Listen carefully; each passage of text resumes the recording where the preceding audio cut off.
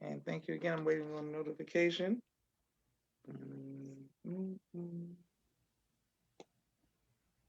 Okay.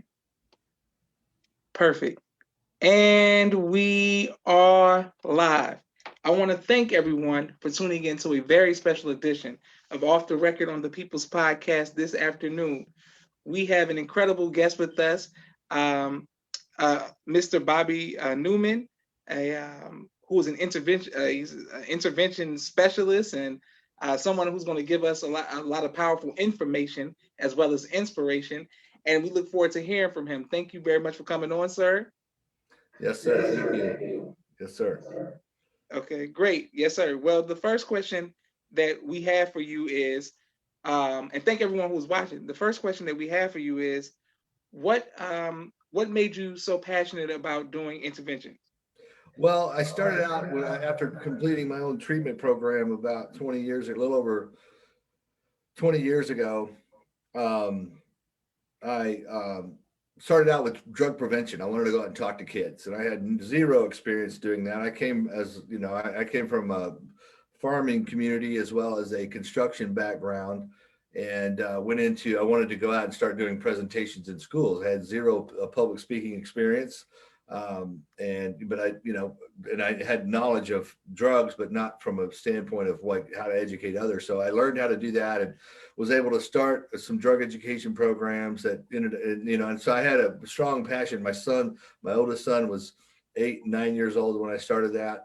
And I did that for a few years. Then I got into the admissions of getting people into the treatment program. As far as part of my outreach with doing drug prevention, people would come to me and say, "Hey, I've got a brother or sister, or aunt, uncle, or whomever needs help." And so then I got into helping with the admissions part of it, and and then from there, I actually started reaching out. People would started sending me out to do interventions, and I kind of had a knack for it. I had a knack for kind of putting things together. So it's a calling, and I've had pretty good success with, and developing my own with learning from others as well. It's not like I just I had to go into other people and learn what the successful actions were, and then had to make them my own. And that's, and it's a knack. And some people inherently have certain traits that would help them, would so that lend them to be better at this particular job. I mean, it's almost sometimes even, trying to, depending on the situation, you're looking for people and trying to find out where they're going and who they're hanging out with. And it's almost like a bit of a private detective situation before you can get in front of them. But then, getting in front of them and knowing what to say and not to say to help improve the situation is also, it's learned, but it's also, some people have a gift for that type of thing. So. Okay, great. Yes, sir. And a lot of people were showing you love. My sister Naima and Sister Robin. Some people saying peace, and just sending you. Thank you all for always continuing to watch people's podcasts. Well, one of my favorite, matter of fact, my favorite television drama of all time or action crime movie show is The Sopranos. I don't know if you're familiar with The Sopranos, Yes, but they had an intervention that kind of went wrong. You know what I'm saying? With when they decided to do it themselves with Christopher, the nephew, when he was dealing with something. Yeah. How at what is a proper way to? Is there a proper way for us to do an intervention, or should we always just reach out to someone to come and help us? As if you have a family member that's going through it.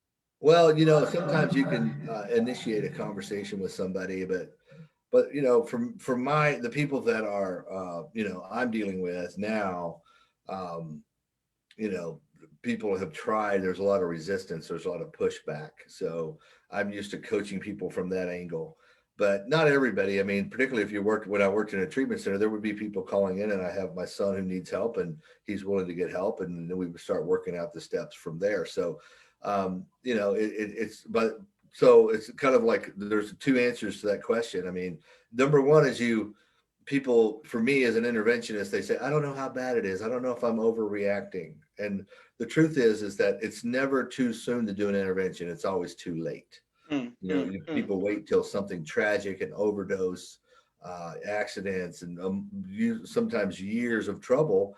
And the truth is that I shouldn't wait till those things happen. I mean, when somebody starts making bad decisions and things start happening like tickets or trouble in school or relationship problem, those are signs that something needs to be done. And I actually have a 29-year-old son who I did an intervention on when he was 15, and because I knew, and I didn't even have any evidence of him using drugs at all. So that's what I want to try to impress upon people. And you want it to be not like that. That was an example of how not to do an intervention on that show, because I do remember that episode.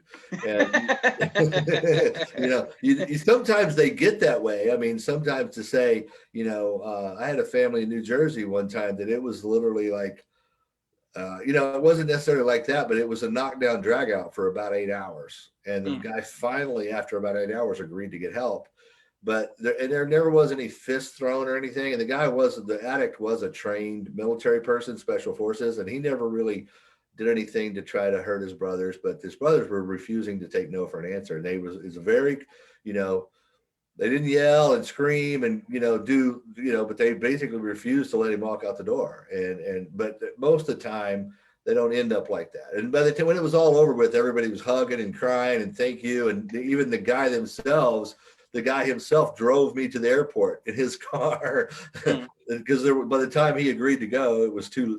We try to schedule things around plane flights and things like that, so we can just leave immediately. That's the one key, is you don't want to get their agreement to go and then wait.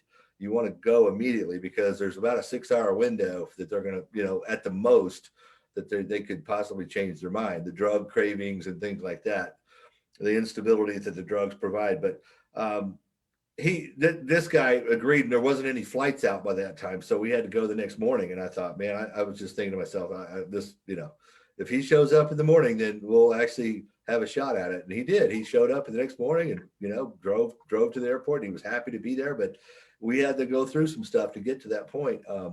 But proper preparation is the key, and talking to a professional beforehand if you have a loved one, so maybe you can get a little bit of advice on how to approach the situation and not blow it out of the water. And if it is going to get volatile, there's ways to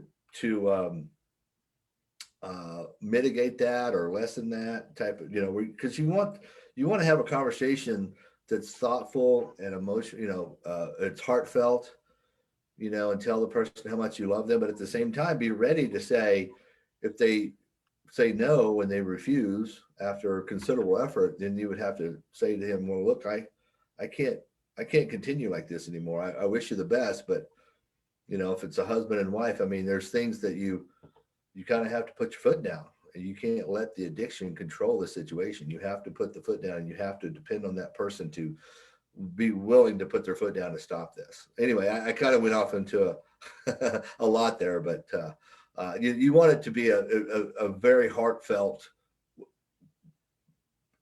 approach, and with love and with considerable effort being put in to tell this person how much you care about them and love them. And then if it does get volatile, you've drilled, usually practiced with the interventionist to prevent those type of situations and how to steer it back to where it's a positive experience and not a negative one. So that makes sense? Yeah, absolutely it Yeah. does. And thank you. And so many people were commenting, my sister Miriam, and so many other people who continue to watch the People's Podcast. Okay, so our brother Elijah Farrakhan, thank you for watching, sir. He said, is there a contact for your guest? Like, is there a contact information for you? Yes, sir. There is a number, 866-989-4499 is my hotline. And then my website is newmaninterventions.com, NEWMAN interventions with an S.com. Okay, great. And my next question for you is, seeing that you are, if people are out of state, can you still assist? I've been all over the country, as well as Canada and Mexico. I've been to Eastern Europe, so I mean, it's a little bit restrictive right now due to COVID, but yeah, I've been all over. And actually I have a couple of families in Canada that I'm trying to help right now. So I go all over the country. Great. Thank you. And thank you all for continuing to watch the People's Podcast. I can't wait to put this on YouTube, and thank you all for continuing to watch the People's Podcast. My next question for you, sir, is I want to go back to your son. What was that like with you dealing with a 15-year-old? How was that? Well, he'd kind of gotten himself into a position where he had done some things. His mother and I had been separated most of his life, and we still, as far as he's concerned, got along. Got along with her family, and as far as the kids are concerned, we were united in doing the best that we could for the kids, for him, and so she had an education background as well as her most of her family were teachers and things like that, so they wanted to try a few things first to try to get him squared away, and it just wasn't working out. So then they came back to me and said, look, we've done everything we can to help this kid, trying to get him, where he's not making these type of bad decisions. And what he would do is just kind of, when he would do something, it would be very outlandish. It would be like something like, and like he just, and and then he just wasn't getting along with his grandparents on his mother's side and her, and making life miserable for everybody. Um, and finally he'd gotten himself into a little bit of trouble where her juvenile services was involved. Mm, mm, And finally my ex, well, her father, my ex, his grandfather called me up and said, look, I don't know what to do with this young man. I've done everything I know to do. And I said, well, I've got some suggestions if if you guys want to, but I'm gonna have to have your help because I lived out of state at the time. And he said, whatever you think. And so we worked together, and we arranged for him to go to a counselor in Florida, and he lived in southern Oklahoma. mm, And mm, so, and I basically got him on the phone, and I said, look, I said, I'm trying to help you. And I explained his situation. I said, your situation is that your mother and your Mimo, her mother, was wanting to, then you get no Mimo. Mimo's she's the one that's going to stick by you no matter what. I said, yes, and sir. so I was like, Mimo is ready to send you to juvenile services. Mm, She's ready to send you to, she's had enough. She can't, she's had enough. And so, but I've got an option for you. I said, so, I got go to a counselor in Florida. And he started giving, he's a teenager. He started giving me a little bit of like flack. And I said, look, man, I said, by the time it gets to me, that I'm the last effort here. I'm the last thing that you got. And so I'm trying to get you to go to Florida for the summer from Oklahoma or stay in Oklahoma and be picked up by juvenile services. mm, Which do you want to do? And of mm, course, he mm, picked to go to Florida. And I said, now, when you come back, we want you to be, hopefully you get things figured out for yourself and kind of get back on track, because we don't want you to, continue to have these struggles. And we obviously note that what we're doing is not helping you, right? Even though she was a teacher, her father was a superintendent of schools, and so used to dealing with kids. I was a counselor, but yet when it came to our own kid, we obviously were not what was best for him, and we all realized that. So we sent him away to and he agreed, because it obviously makes sense to go to Florida, which a mile from the beach, or stay in Oklahoma and go to a detention center. So yeah, and he agreed to go wisely, but it really helped him, because he was able to handle the things that he had going on in his life, and also figure out a path that he could take, that would he could still maintain himself, be himself, but also do things that are positive, and use that energy and that I don't know what you call his I guess willpower. I don't know if it's willpower, or you don't want to spirit, human spirit. I mean, he was just a very dynamic kid, and he just had to be kind of pointed in the right, shepherded into the right, going in the right direction with his energy, and not break his spirit at the same time. mm, mm. So you want to keep that spirit. I mean, there's a psychologist that I know in Texas that says the wildest colts make the best horses. Mm. And I believe that, so those guys that have that drive and that passion, and they're maybe making bad decisions, you just got to kind of refocus their moral compass and get them pointed in the right direction. So that's, unfortunately, that's what he was able to do for himself, and he was able to go back, and it doesn't make people perfect. You always have to try to improve yourself.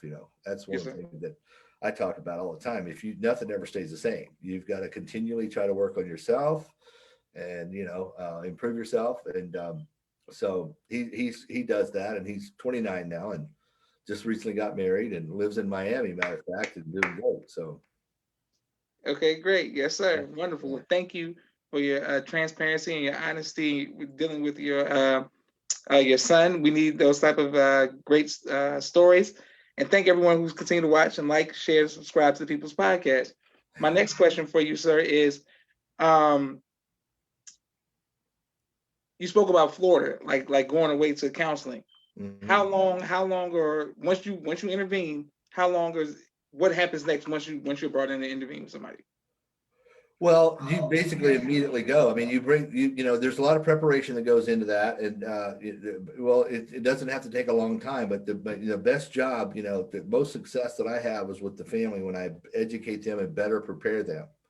You know, and we prepare everything down, plan it down to the T, where it's almost a scripted out event.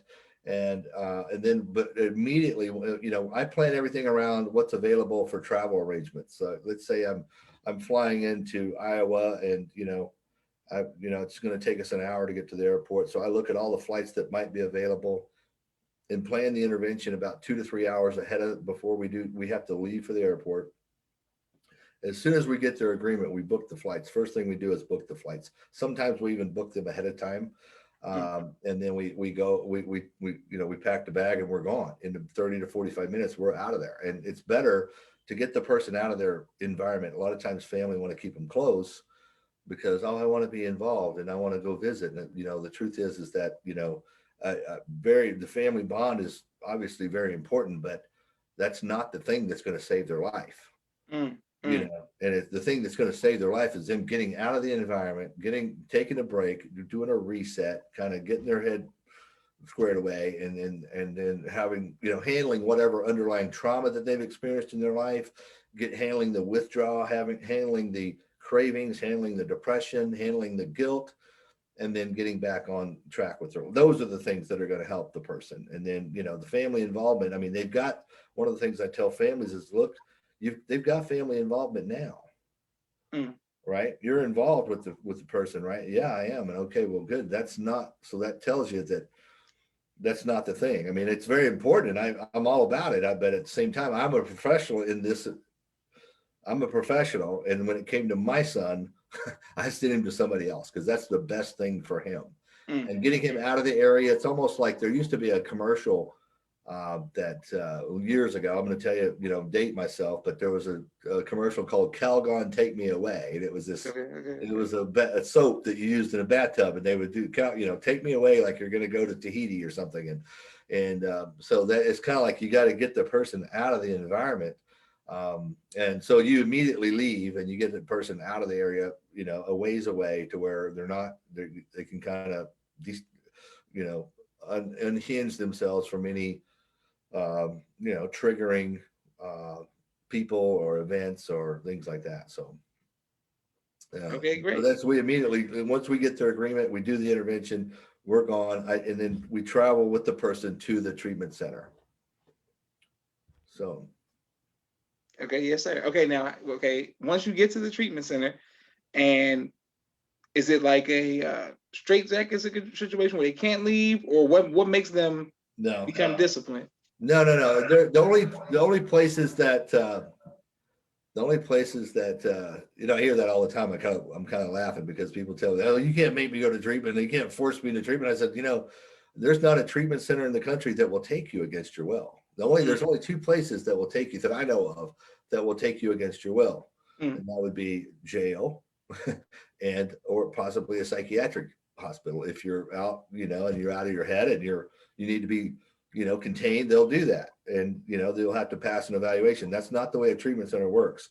The person would go, and then they do an orientation, and then a medical checkup, and the intake process, and then in that process they have to sign themselves in, and they can't they're not locked in there. Sometimes they're ordered by the court to go. They have to complete a program, but still the treatment center themselves is not going to uh, contain the person against their will. If the person is absolutely does not want to be there, then they're going to make arrangements for the person to return home, or something.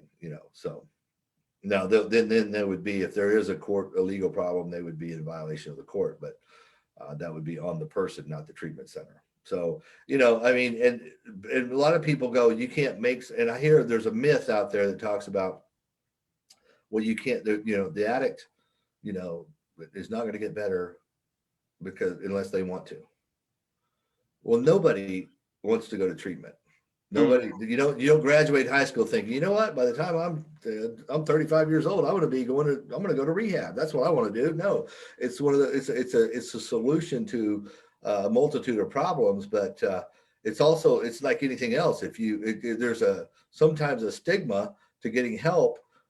If you have a health problem, you have appendicitis, you go to the doctor, you go to the surgeon, you do what the doctor says, or you have COVID or whatever. You go to the doctor and you get under medical care.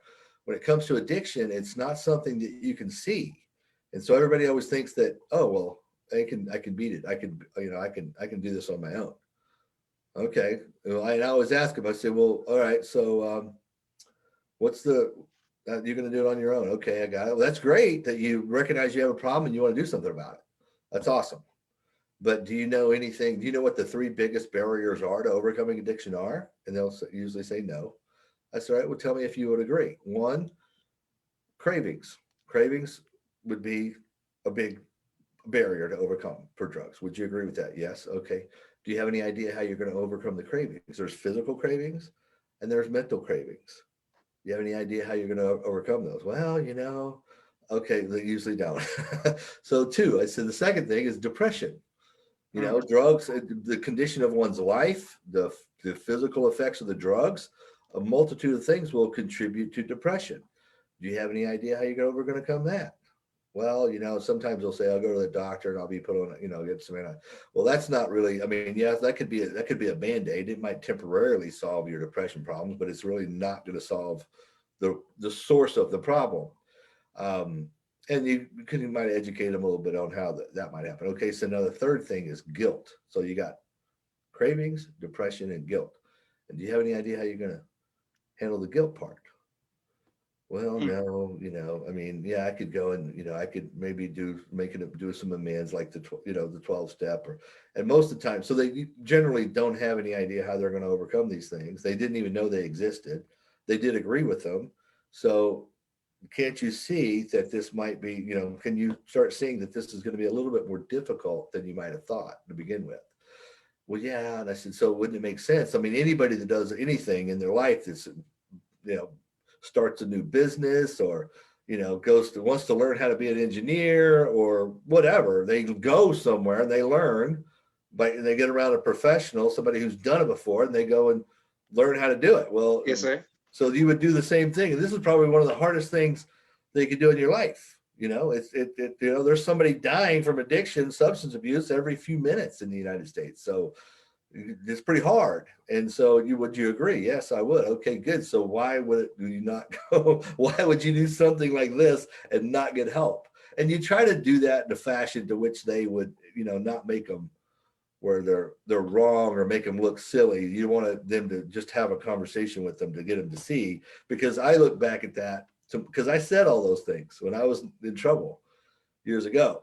I could do it on my own. I know what I need to do. I had all the answers that I hear a million times, and I look back and I'm like, man, I was just silly. I was just ridiculous. So I've been in the shoes of the people saying these things, and so I kind of have learned over the years how to better improve my chances of getting them to listen. You know, to make it might be a good idea to go and get some help. You know.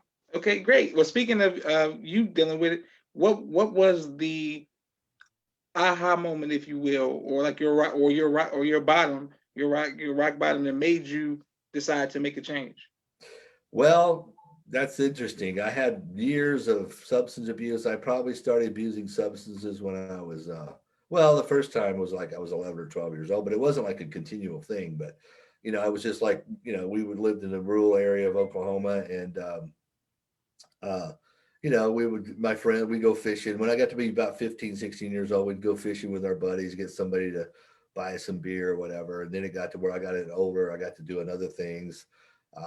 But by the time I'm 35 years old, I got in trouble on an army base, and I was ridiculously drove onto the base. I was working out there and had marijuana and methamphetamine and a loaded firearm in my truck, Mm, and got pulled over by the MP. So I picked up some federal charges. Now they were just not just misdemeanors. They were quite. If they had been a civil charge, not a civil charge, but a state charge, it would have been a felony. But it was a federal charge, so it was a misdemeanor. But the penalties were much higher. mm, Had it been so, the penalties were like 2.5 years per charge and $100,000 per charge. That's mm, what the penalties for those crimes were.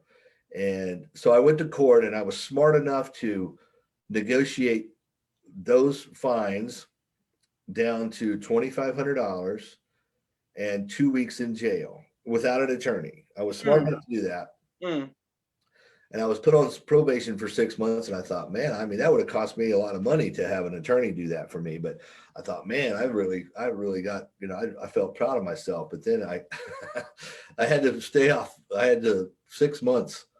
I had to go through probation, and had to take a drug test once a week. Had to report into jail. I had to do 14 days. I talked them into letting me do them on the weekends because I was working. And so I violated. They said, whatever you do, don't violate. Of course, I violated. I think. Well, by the time I violated 3 times, and then they said, look, if you violate one more time, you're going to go to prison. And the prosecutor, who liked me in the beginning, was now not liking me very much. He was, and he was mad at me. And he told me, he said, if you come in my courtroom one more time, you're not even gonna, you're just gonna, they're gonna put handcuffs on you. They're gonna take you to jail, and you're going to prison. And you're gonna do every bit of time that I can possibly make you do. And I'm like, okay. And I was pretty nonchalant about it. My dad was with me, and he was like, okay, well that should impinge. Well, so I did my little time in jail. I get out. I have to wait. My parents did a semi intervention at that time, or my dad and my sister did, and they asked me to go. They had a program lined up, and it was actually it's a good program. I thought, if I was going to go to rehab, I think that would be a good one, because my friends would go to treatment programs, and it was like a revolving door. They would relapse immediately. They would go in, come out, they'd immediately be back on drugs. So this one was different, and I thought, that makes sense, but I'm not going to go. mm, It's just like my mind was not, it just, I had that addict mentality, and that drugs had controlled every, thought process. And so I said, no, I'm not going. Well, then immediately after that, I was arrested again at a little town that I almost had they caught me with the drugs that I had on me at that time, I would have been violated again, and that would have been it. Um, then I had a car wreck. I lost my job, an overdose. This is all about the 2 weeks after they did the intervention. mm, And then I came crawling back to my dad's house, and I said, literally, I mean, I drove up, and I just sat in the driveway until he got home from work. And I told him, I said, I got to take a drug test tomorrow, and I'm going to fail it. And so he was like, they just told you you're going to go to prison. And I said, I know, but this is where I'm at. And so we decided to go into the program. We took the test, then we went to the program and checked in. And thankfully, I had a probation officer, and everybody was cool. They just said, you know what? Now that you've checked yourself in, it's a long-term program.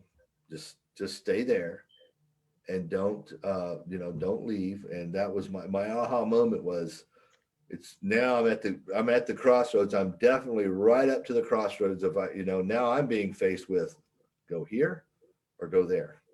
And the situation, the opposite of that, was much worse than I thought going to rehab is the better of the two options. So I went, and the rest is history. I had some very life changing moments in the program, and I can remember when I was in the program handling some underlying things that I had going on emotionally, and I'd been there probably 2 months. And I remember that walking out of there with that counselor and thinking to myself, I'm never going back to that life. I'm done. Like it was just lifted for me. And I'm like, I just knew right then that was the moment.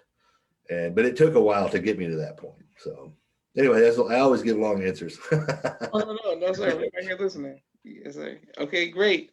Well, I'm happy that it went left when it could have went right. So I mean, I'm definitely happy for you with that. Yeah. And I want to thank everybody who's continuing to like, share, subscribe to the People's Podcast. So after that happens, you now have your new business. And I want to make sure that we stress again, because somebody wrote that they were driving and couldn't write something down. Could you please say where how people can get in contact with you again? 866 989 4499. Or my website is newmaninterventions.com, Newman interventions with an S.com. And we have a lot of information that we send out to people. We'll help people, advise people the best we can, regardless of, the first thing we try to do is try to line up a treatment program and say, okay, I went through the Narconon program over 20 years ago. But we have some people aren't necessarily able to do that for financial reasons or health reasons or whatever, and so we have other programs that we work that are similar to. Not that actually is, in my opinion, is the best program because it handles all facets of addiction, physically, mentally. But sometimes again people aren't able to do that. We have other options that are going to be the next best thing, I should say. So Mm-hmm. if that makes sense. But so yeah, people, and we'll help people, regardless of if they have any questions whatsoever, we'll be glad to help them and see what we can do for them.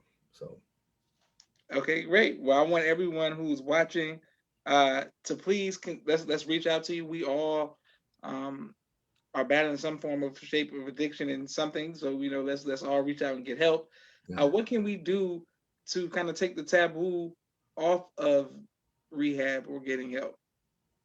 Well, I don't know. I mean, sometimes people will have their own, uh, like, let's say,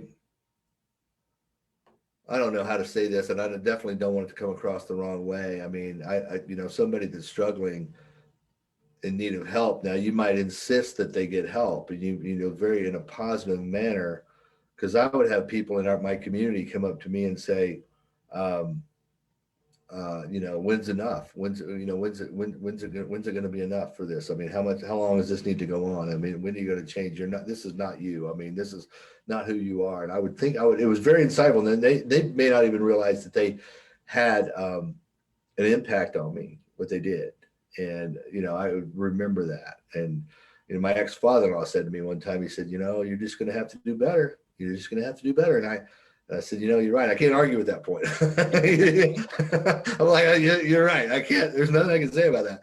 But, and I can remember standing there in his doorway and it's like, and he wasn't judgmental. He was just like, you're going to have to do better. So, and so insisting that people, if they have a problem, acknowledge it, and and maybe don't do it in a scornful way or judgmental way, and get them to see that it is possible and people care. Some people, like I used to think I lived in a small town, like 600 people in the whole town, and I thought I don't want anybody to know, and I'm the only one that didn't know. Everybody else did. So just make it where it's okay to get help. Make it where it's okay to come and talk to you. It's like with my youngest son, I want him to feel safe in coming to talk to me. And so that would be one thing people could do is like, be a person that somebody would want to approach and say, and then point them in the right direction. And even if it's your pastor, minister, or somebody, an opinion leader, just say, hey man, I'm here for you if you need some help, but expect them to get help. Expect them to improve themselves. And so, okay, so great, you acknowledge you got your problem. Now let's work out a plan on how to solve it. And then because that's the drugs will then start taking over, and start trying to pull them back, and you have to push them along, and you have to be able to, insist and be firm and say, look, man, let's do this. And that so I don't know if again I give long answers, but You that's the answered best way I know how to explain it. absolutely. Well, I want to thank you, and I want to thank everybody who's watching. I want to make sure that definitely gonna put this on YouTube and chop this up for the 60 seconds of this. Chop it up for Facebook and Instagram as well.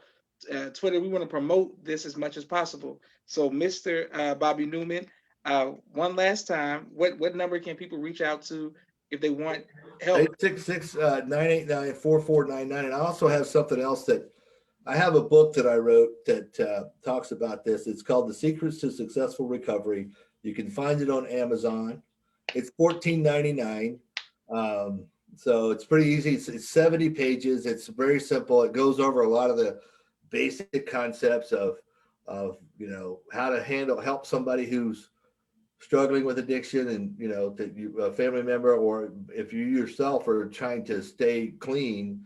There's 10 points in here of basic things that successful people do, you know and be healthy, be ethical, be honest, work hard, be dependable, surround yourself with positive people, those type of things. So if somebody's interested, they go to Amazon, Secrets to Successful Recovery.